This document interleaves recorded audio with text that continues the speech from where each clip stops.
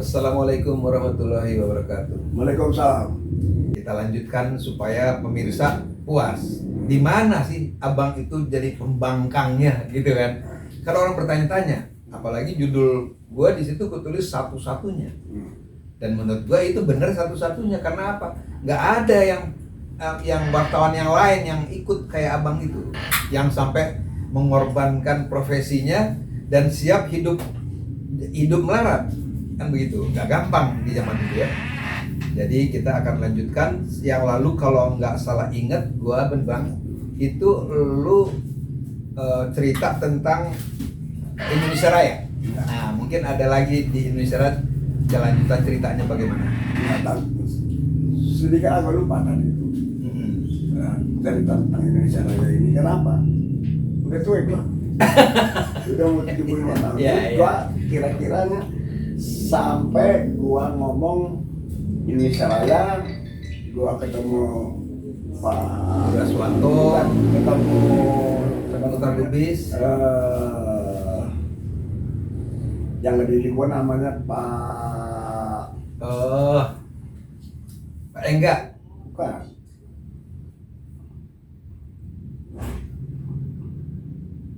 Udah, kita terusin nanti. Ntar kita ingat sendiri. Nanti Pak bisa lupa gue namanya. Nah, itu dia yang mendidik aku. Ya, di Indonesia Raya. Indonesia Raya bagaimana cara menulis berita dan sebagainya dengan sabar.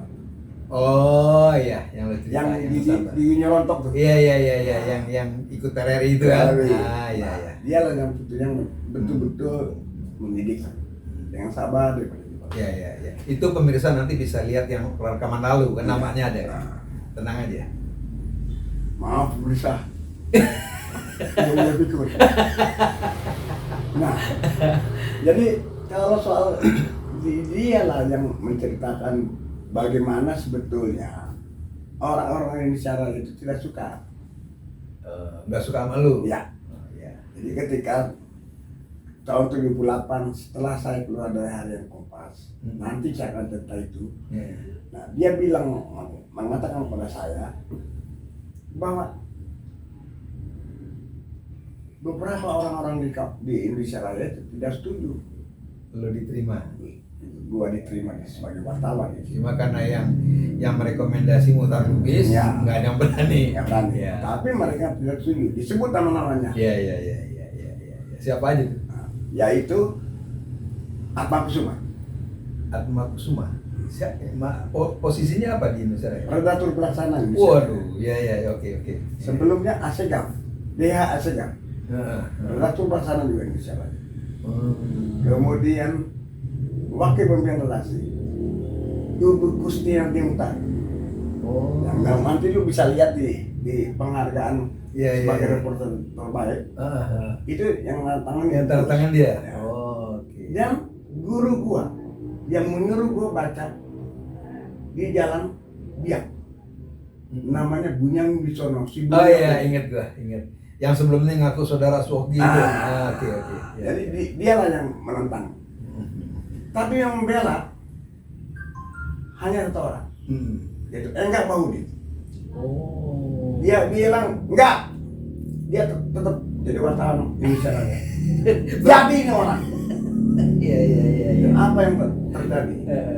Ketika HUT Indonesia Raya terakhir sebelum di Bredel ya. Sebelum Bredel tanggal 29 Desember 1963. 23 Desember 29 Desember 1973. Iya. Gua dapat penghargaan satu-satunya wartawan Indonesia Raya. sebagai wartawan yang reportingnya terbaik. Iya. Tekun bekerja dan jujur bekerja. Ditandatangani oleh Pak Mutar dan Enggak Mahudin. Dikasih Ibu Kustianti Mutar. Yang menarik, diberikan hadiah cuma 3 meter bahan pasca. Bahan celana. Iya. Belum dijahit. Jadi gua jahit kemudian cuma 1 tahun udah robek. Nah, itulah hadiah dari Indonesia Raya. Dia dari Indonesia Jadi Raya. itu sederhananya Indonesia Raya. Iya, Jadi iya. orang menganggap Indonesia Tapi namanya gede kan? ya, menganggap Indonesia Raya bisa mengubah produksi Ibnu Stowo 10,5 miliar Iya, begitu. Oke. Ya. Jadi di situ dia enggak bilang, tuh buktinya dia dapat penghargaan. Iya. Jadi enggak senang, dia merasa tidak sia-sia di Nobel lalu. Ingat saya, Ya. siapa itu orang yang menceritakan itu, namanya Pak Nur. Nah, yang ikut Yang tadi lo lupa itu ya. pemberontakannya. Hmm. Lupa itu. Dialah yang mendidik lo ya. yang menceritakan bahwa Oh terus iya. sebenarnya nggak disukai Nggak Indonesia disukai Raya. Indonesia Raya. Oke. Ya. Nah, jadi setelah Indonesia Raya dibredel, gue nggak punya pekerjaan karena gue sebetulnya wartawan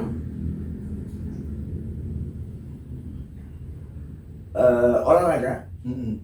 Kemudian diperbantukan kepada wartawan pendidikan, kepada wartawan PU, PUTL yang mau bilang gue tentang Sutabi. Sutabi itu. Nah, Iya. itu hebat, manusia hebat, orang yang kerja betul Iya, untuk iya. negara. Iya. Dan khusus pemuda dan mahasiswa. Iya. Di Jadi situlah- malah banyak bidang yang lo pegangnya. Disitulah gue berkenalan sama Hariman Siregar, Iya. berkenalan sama Guru Milang Kata Sasmita, kamu Sahir, Haidil Anwar Makarim, kakaknya Jeki Makarim, itu terkenal karena sama-sama Imada, Imada. Marsilam, udah kenal. Iya. Tapi yang di Iya, luar iya. di luar mereka itu kan gue jadi wartawan, Iya. kenal mereka dan bergaul sama mereka untuk supaya gue bisa bikin reporting yang lebih dalam. Iya. Dan lu jangan menganggap gua ini wartawan komplit ya, artinya Iya. wartawan yang Oke. Iya. tahu pengetahuan soal politik. Lu bisa sekarang lu ngomong politik sama gua. Kalau Iya. dulu mah jangan lu ngomong, kagak ngerti gua. Seperti gua yang mau jadi wartawan kagak ngerti gitu, Iya, baca iya. koran ini nggak pernah gitu. Iya. Itu melalui proses untuk menjadi. Nah, jadi ketika menjelang ulang tahun Indonesia Raya itu, gua Berarti dipanggil- yang terakhir nih. Ya, Ulang tanggal tahun 29 terakhir. Desember 1973, gue dipanggil Mukhtar Lebih.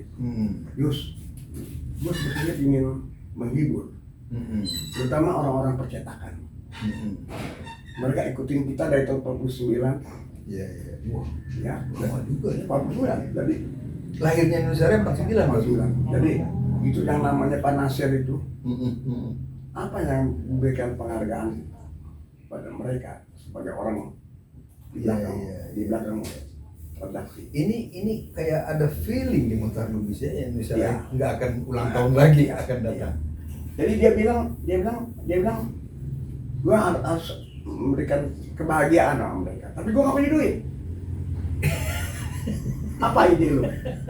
Iya. Gua bilang gampang. Oke. Gua punya tetangga, rumahnya Jalan Madura, namanya Dr. Randes Purnomo, Iya. Model. Mang Udel. Nah itu Iya. sangat terkenal pada saat itu. Iya, Mang Udel, betul. Ding Slamet, dan Cepot. Cepot. Nah, Iya. gua bilang Mang Udel, dia jago main ukulele, bisa melawat, serba bisa. Tapi sekali lagi nggak ada duit ya. Itu urusan Urusan saya. gua. Ya, urusan saya. Iya. Yang kedua Pak Kasur. Ngapain Pak Kasur? Angklung. Iya. Nah, dia bisa menghibur semua orang-orang percetakan, suruh main angklung. Iya. Itu anaknya Pak Kasur itu ada yang sekelas sama gua di SD Cilacap. Oh, si Sur. Bukan.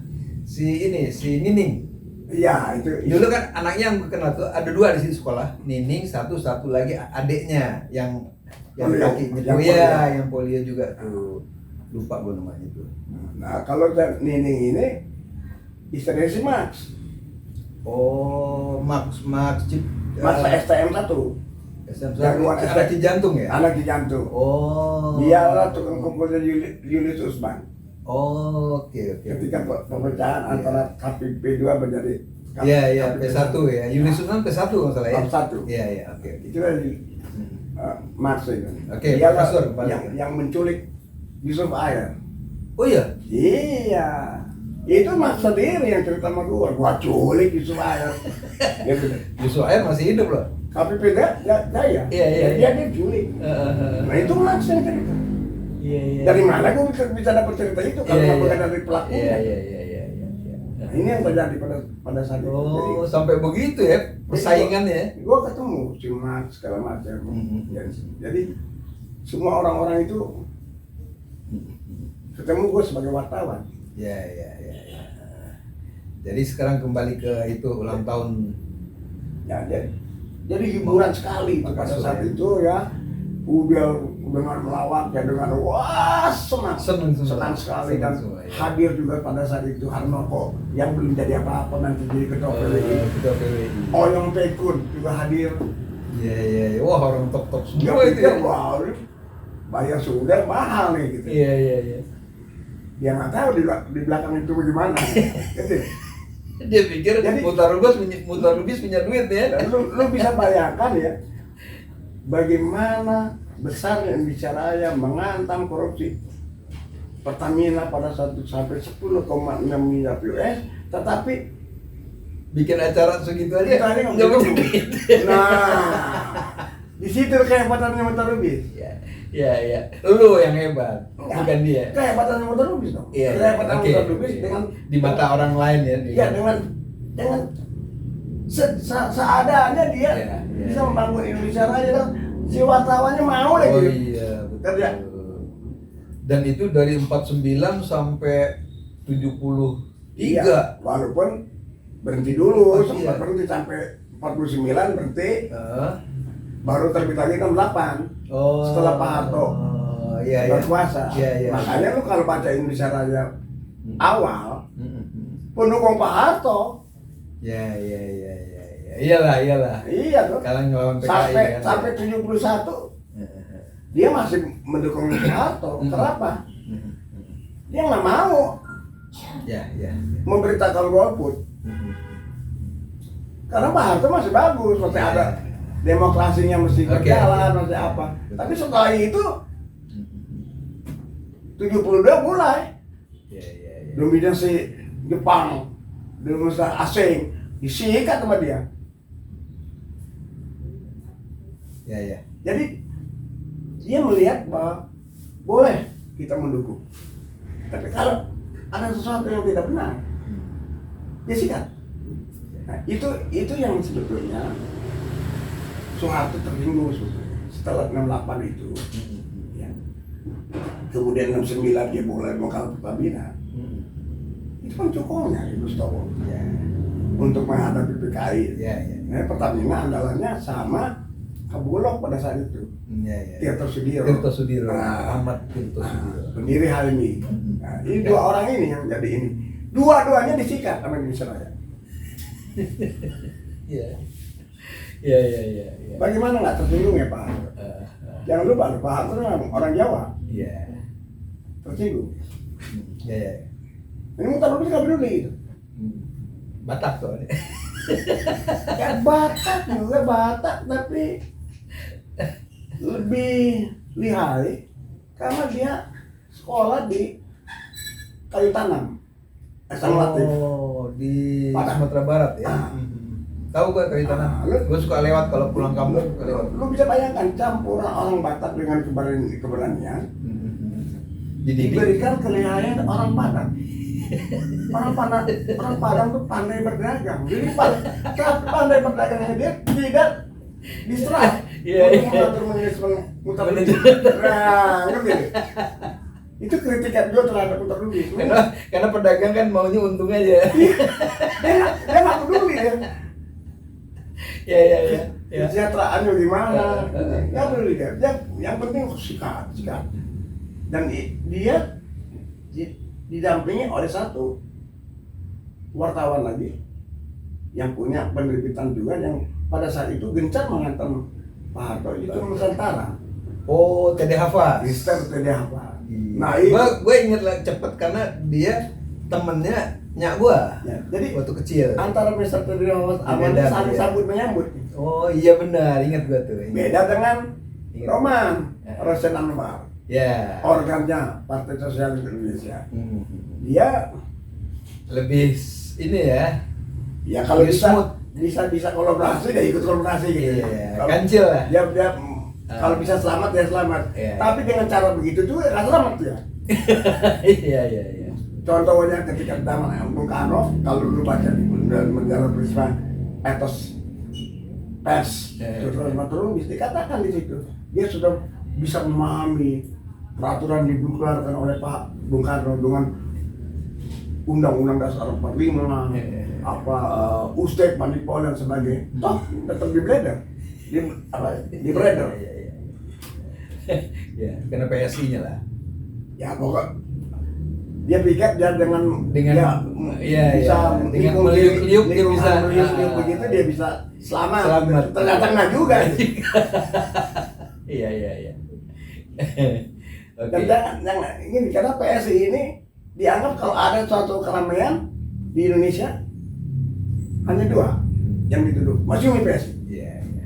Malari juga begitu, Masyumi PSI. Iya, iya. Nah, itu kalau kita bicara politik. Iya. Jadi balik lagi ke pers, yang konsisten itu cuma dua, kemudian dibantu oleh orang Islam juga keras, Abadi ya. abadi, Abadi. Ingat gua. nah, abadi. Dibantu lagi sebetulnya separuh ya, dia nggak terlalu nyerang tapi juga tidak meliuk-liuk. Itu orangnya Mambu Junaidi, duta masyarakat. Oh. Nah, Gue inget orangnya tapi gue nggak begitu tahu. di luar itu ada orang mahasiswa yang membantu. Kalau istilahnya sekarang koran mesrib. Iya. Itu orang kami di Jakarta. Klien kami. Pimpinan Nono Makarim. Nah, Di situ ada Ismet Adat. Di situ ada Burhan Magenda. Ada lagi di Jawa Barat. Itu mahasiswa Indonesia Jawa Barat. Oh. Di bawah pimpinan seorang tokoh Rahman Toeng Oh. yang kita panggil bos. Iya, iya. Nah, MI Jabar. kami Jabar. Itu saingannya harian kami Ah, Jakarta. iya, iya. Dua-duanya koran mahasiswa. Iya, iya. Jadi ketika RW Jabar Rahman Toleng ditarik menjadi wartawan pimpinan redaksi Suara Karya Golkar, Suara Karya. nah digantikan oleh orangnya masih hidup sekarang. Dia ikut demo, dia ikut proyek Siapa? Rumali.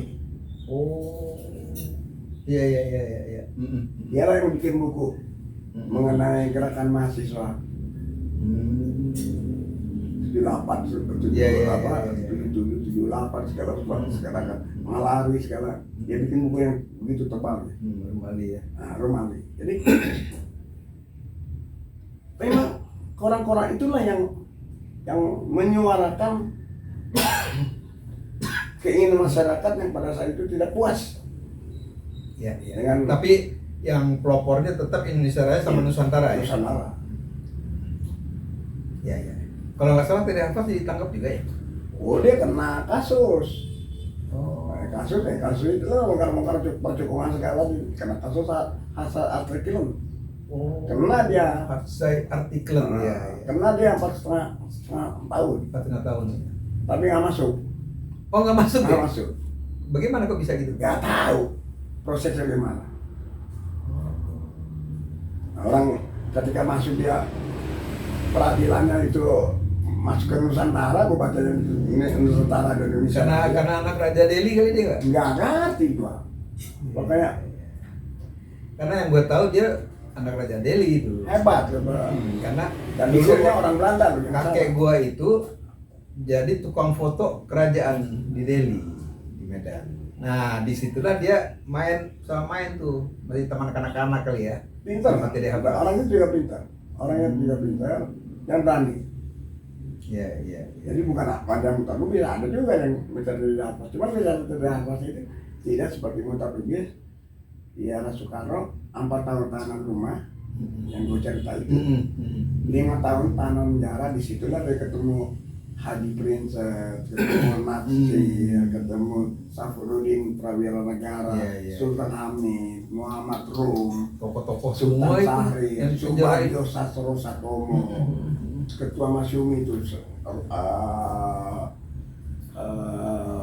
bukan Nasir,